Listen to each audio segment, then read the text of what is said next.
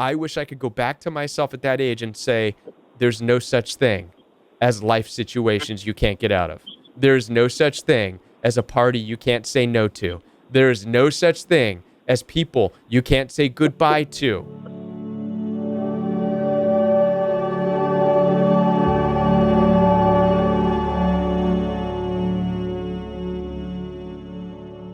I'm calling from Santa Fe, New Mexico.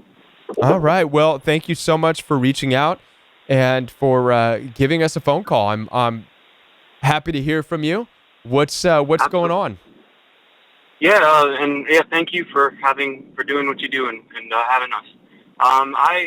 The topic that I wanted to bring up was kind of along the lines of if you're an empath or if you're an empathic person.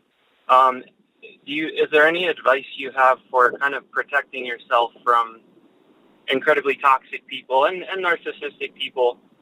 Something that I've kind of noticed recently, I was at a going away gathering for a friend, and just like these incredibly toxic people were just like, I was like a magnet. Like, it was crazy. They were just sticking to me, and I know it's because I'm a nice person and I care about people and I try to help people, and I know it's something that I'm doing for sure. I can't blame it on anyone else but myself. I'm in control of my own life and stuff. But yeah, just was wondering if you had any advice on how to kind of protect yourself, or perhaps put up a shield energetically too, because you kind of feel quite drained after experiencing an interaction with toxic people and narcissistic people. Right. So empathic individuals, which I'm gathering that's what you're talking about, being a highly empathic person, a highly intuitive person, chances are you're reading into situations very, very deeply. And I could tell you've come out of a toxic and abusive relationship. Is that correct? Is that... Yeah. And you're going back and you're being around these people? It's different people in different situations. It just so happens that I've also come out of a toxic relationship, and it's tricky too, because I know I've you've mentioned many times some awesome advice of just getting the hell out of these situations, which is excellent advice.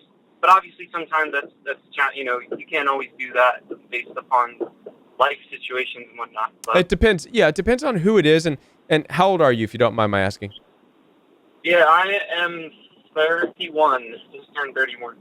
31. Okay, so, and depending on the situation, being 31, you have more power and leverage of where you are to go, where you can go, where you can't go, why, when, how, and who you're with than you realize, right? I know it seems like life situations gets thrown at us and puts us in these places that we would rather not be, but we feel stuck. And when I look back, when I was in my early 30s, I felt the same way. And that is probably the biggest thing that if I could go back and talk to my 30-year-old self, that's the one thing I would correct, is that now you're a man. Now you're an individual.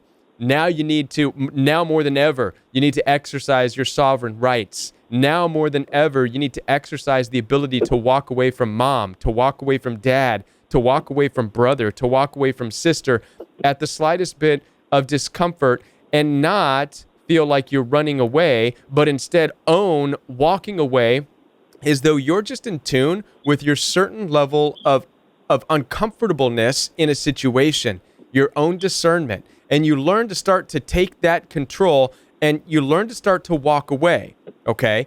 And might it throw people off initially? Yes. Is it going to be difficult for you as an empath? Yes, because you're going to feel the stares of people as they look at you as you walk away. You're going to maybe see the text messages or the social media posts, and you're going to think, oh man, I really messed up.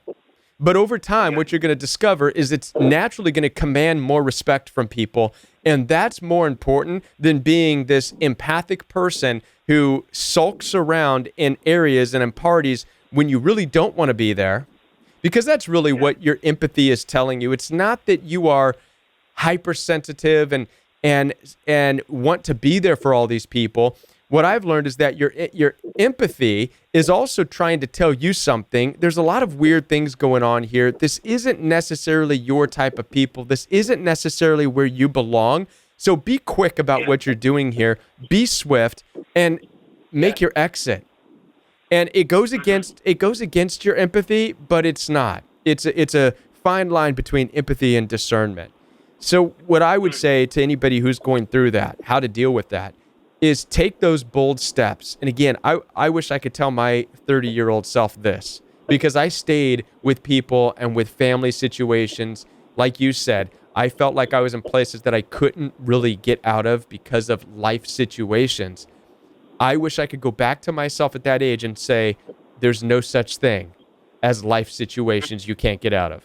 There's no such thing as a party you can't say no to. There's no such thing as people you can't say goodbye to earlier rather than later, and walk away, right? And in time, you'll you'll get more used to that. You'll stop looking at yourself as being mean. You'll just look at it as, listen, you're a person. You have things to do, places to go, people to see. And why spend more time than necessary in a place where you're not comfortable? For sure. Yeah, you got to protect yourself. And that's definitely, I think if everyone, that's good advice. And thank you. It's really good. I think, does that help? Yeah, you kind of, that does. That's very helpful. Yeah, thank you, Kevin. Right on. Thank you for calling. I appreciate it. Yes. Cheers. All righty. Have a great night. All right. Bye. You too. Yay for the questions. Yay for the questions. Yay for the questions. Bring on some more. Hey. Appreciate that, caller. Thank you so much. I really, really...